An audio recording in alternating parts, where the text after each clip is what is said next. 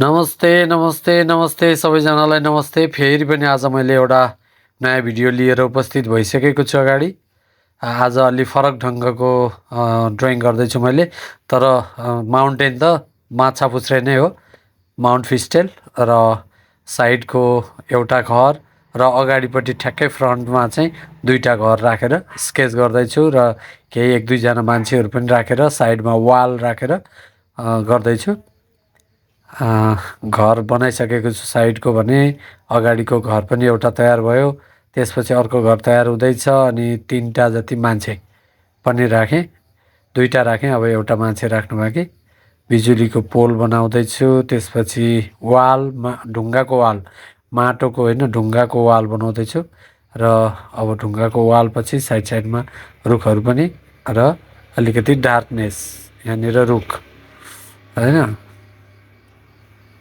अब मैले पानी लगाएँ सधैँको जसरी वाटर कलर फ्लो गर्दाखेरि पानी पहिला लगाइन्छ भने पानी लगाइसकेपछि पानी सुक्नुभन्दा अगाडि नै हामीले कलर लगाइन्छ।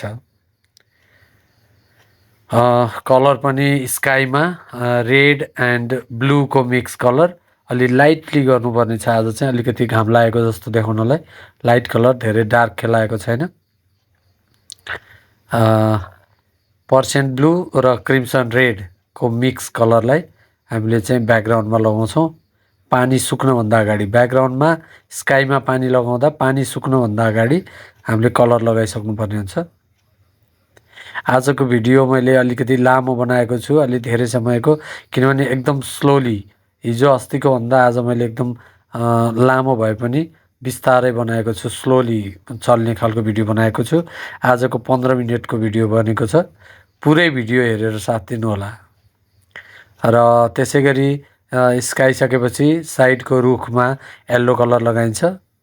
येल्लो कलर मा चाहिँ हामीले येल्लो अक्कड कलर लगाइन्छ, येल्लो अक्कड। त्यसपछि फर्स्ट कोड हिमालमा फर्स्ट कोड कलर, हिमालमा फर्स्ट कोड कलर लगाइन्छ। हिमालमा फर्स्ट कोड जुन डार्क भाग छ, छाया परेको भाग, त्यो छाया परेको भागमा चाहिँ हामीले स्काईमा जुन कलर लगाइन्छ त्यही कलर नै छाया परेको भागमा लगाइन्छ। हिमालमा छाया परेको भाग लगाइँदैछ माउन्टेनमा। हिमालभन्दा अगाडिको हुस्सु परेको भागमा पनि हामीले एउटै समयमा लगाउँछौँ। र घरको भाग छुट्याएर हामीले हिमालमा चाहिँ जुन स्काईमा कलर लगाइएको थियो त्यही कलर लगाउँछौँ।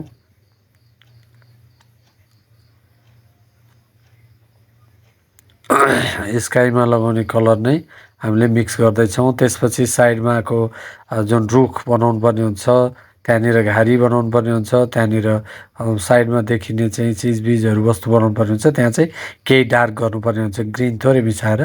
र येल्लो लगाइन्छ, त्यहाँनिर नजिकको रुखहरू बनाउनु पऱ्यो भने येल्लो लगाइन्छ फर्स्टमा, त्यसपछि पछि ग्रिन थप्ने।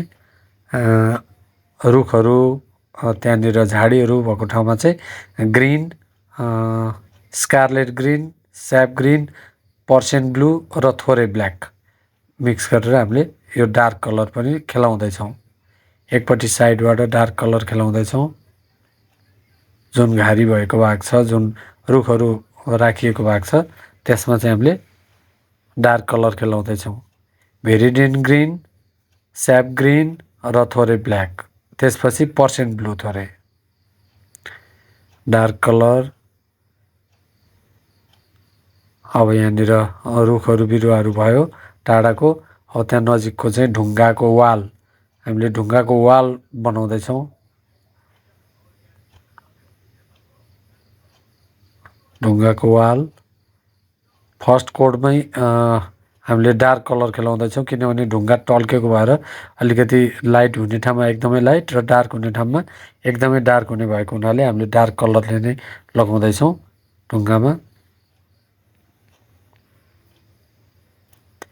ढुङ्गाको कलर चाहिँ ग्रिन, भेरिडिन ग्रिन, स्याप ग्रिन, त्यसपछि पर्सेन्ट ब्लू र थोरै ब्ल्याक।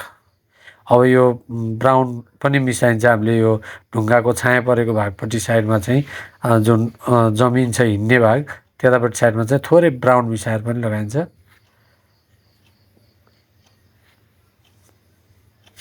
घरको अगाडिपट्टिको भाग त्यहाँ डार्क भाग चाहिँ हामीले बनाइदिएछ। अब घरको छाना रुफ,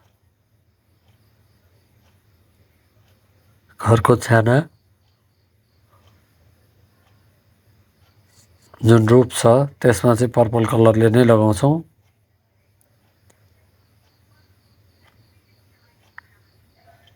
त्यसै गरी अर्को घरको छाना, अगाडिको घरको छाना रुफ बनाइदिएछ। त्यो अलिकति टाढाको भएको हुनाले अलि लाइट गरिन्छ हामीले रुफ।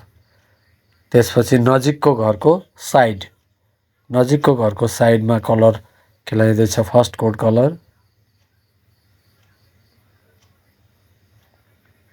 त्यसपछि सेकेन्ड कोट कलर पनि त्यसमा मिक्स गर्ने गरी नजिककोमा पर्पल नै खेलाइँदैछ हामीले। पर्पलमा डार्क गर्दाखेरि चाहिँ थोरै भेरिडियन ग्रिन र ब्ल्याक पनि मिक्स गरिन्छ। त्यसपछि त्यो साइडमा पनि वाल ढुङ्गा बनाइन्छ।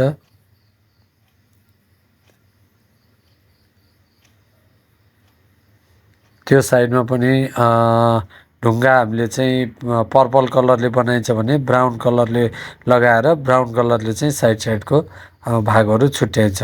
अब साइडको चाहिँ जुन वाल छ त्यसको स्याडो बनाइन्छ पर्पल कलरले नै स्याडो बनाइन्छ।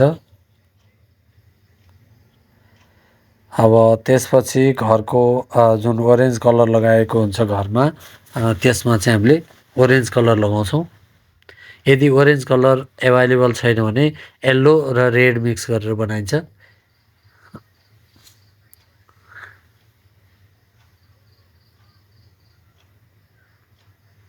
त्यसपछि वालमा साइडमा छाया अनि अगाडिपट्टिको घरको पनि थोरै डिजाइन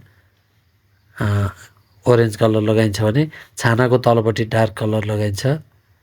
त्यसपछि दुईवटा घरको बिचको ग्यापमा डार्क हुने भएको हुनाले हामीले पर्पललाई नै डार्क गरेर लगाइन्छ। ओके, त्यसपछि हामीले त्यहाँनिर नजिकको घरको जुन साइडमा रुफ छ त्यो चाहिँ टप जस्तो त्यो चाहिँ डार्क हुन्छ, त्यो डार्क छुट्याउँदैछौँ।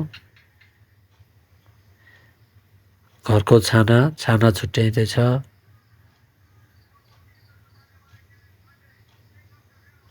त्यसपछि हिमालमा सेकेन्ड कोड,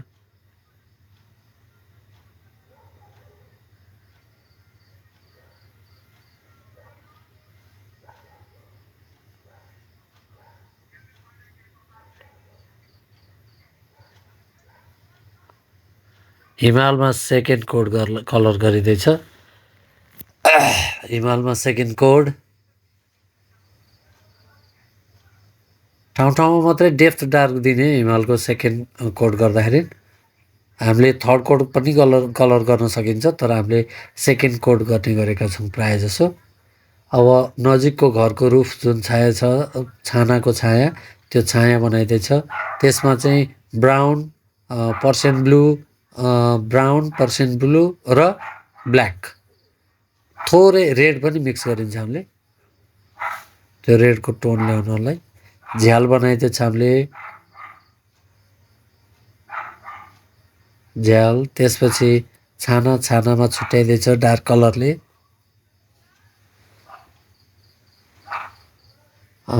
त्यो अगाडिपट्टिको घरको पनि हामीले चाहिँ झ्याल बनाइदिएछ। त्यसै गरी साइडको रुफ पनि हामीले बनाइदिएछ। नजिकको घरको जुन छाना छ त्यो छाना, त्यसपछि ढोका बनाइदिएछ। त्यसपछि डार्क भाग थपिँदैछ साइडमा। ढुङ्गामा पनि डार्क भाग ब्ल्याकको मात्रा बढाएर हामीले चाहिँ डार्क भाग थपिँदैछ। ढुङ्गामा छाया परेको भागमा पनि डार्क भाग।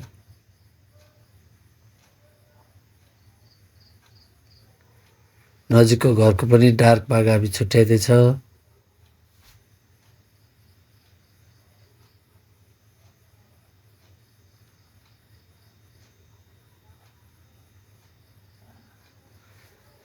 इँटा जस्तो ढुङ्गा जस्तो त्यस्तो केही देखाउनु पऱ्यो भने गाह्रोमा त्यो पनि छुट्याइदिएछ थोरै डार्क लगाएर। हामीले त्यो घर ओढाउने जुन टुँडाल जस्तो छ त्यो पनि हामीले बनाइयो। अब त्यसपछि नजिकको घरको अगाडिको घरको छाना,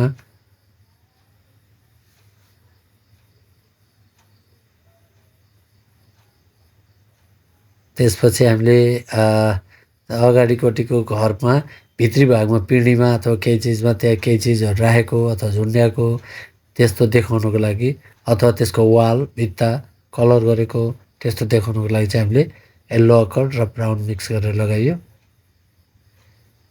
त्यसै गरी डार्क, अब डार्क थप्दै गइँदैछ। डार्क थप्दै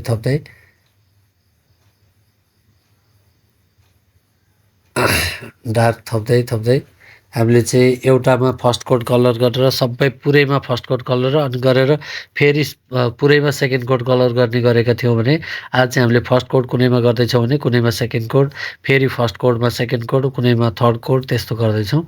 नजिकको घरको छाना छुट्याइयो। त्यसपछि बिजुलीको पोल बनाइदिएछ।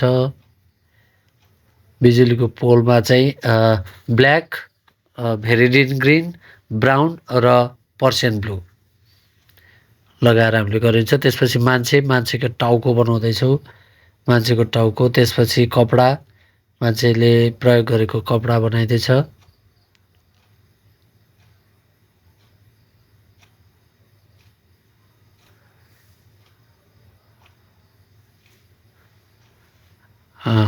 त्यो मान्छे हिँड्ने बाटो जो छ गल्ली, त्यसको पनि कलर छुट्याउँदैछौँ हामीले येल्लो अक्कर लगाएर। त्यसपछि रुफ छानामा चाहिँ हामीले लाइन तानेर अलिकति फरक देखियोस् भनेर त्यो गर्दैछौँ। त्यसपछि भुइँमा पनि छाया परेको भागमा चाहिँ चिरिएको भाग अथवा फाटेको भाग बनाइदिएछ भने मान्छेको छाया पनि बनाइयो पर्पल कलरले। त्यसपछि बिजुलीको पोलबाट तार लिएर आएको घरमा बिजुलीको तार पनि बनाइयो डार्क कलरले, भेरिडियन ग्रिन, ब्राउन र थोरै ब्ल्याक। त्यसपछि थोरै रेड पनि। अब साइडको रुखमा येल्लो अक्कर र लेमन येल्लो मिक्स गरेर हामीले रुखमा बनाइन्छ। रुखमा ठाउँमा येल्लो देखाउनुको लागि लगाइदिएछ। अब बिस्तारै पेन्टिङ कम्प्लिट गर्दै जानुपर्ने हुन्छ। डार्क कलर खेलाइदिएछ रुखमा, जहाँनिर छाया परेको हुन्छ रुखको त्यसमा चाहिँ डार्क कलर खेलाइदिएछ। त्यहाँनिर हाँगाबिगा पनि ठाउँमा देखिने भएको हुनाले हाँगाबिगा बनाइदिएछ।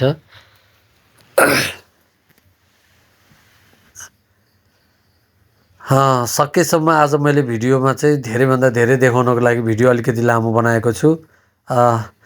केही सजेस्ट गर्नुपर्ने छ भने प्लिज कमेन्ट गर्नुहोला। ढुङ्गामा डार्क भाग थप्दैछौँ हामीले। ढुङ्गामा डार्क भाग थपेपछि अझै नजिकको लाइट टल्किने भएको हुनाले हामीले डार्क भाग थप्दैछौँ। अब त्यसपछि हामीले जुन घरको छाना छुट्याउनु पर्ने हुन्छ, घरको छाना छुट्याउँदैछौँ। भत्किएको घर छ जुन अलिकति पुरानो मोडलको र भत्किएको घर छ, त्यो चाहिँ हामीले छाना छुट्याउँदैछौँ।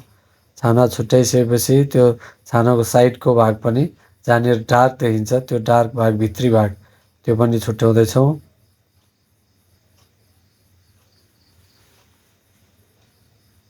त्यसपछि अब डार्क पोर्सन कहाँ छ, डेप्थ डार्क, हामी डेप्थ डार्क दिँदैछौँ। डेप्थ डार्क,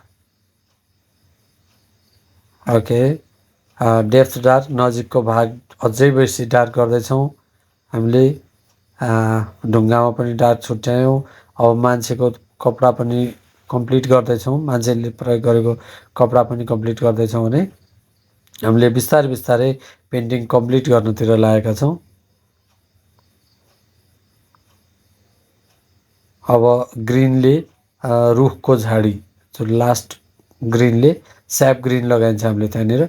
स्याप ग्रिनले चाहिँ रुखको झाडीहरू बनाइदिएछ। त्यसपछि डार्क कलरले ब्राउनमा ब्ल्याक मिक्स गरेर हाँगाहरू पनि देखिन्छ भने हाँगाहरू पनि बनाइदिएछ थोरै।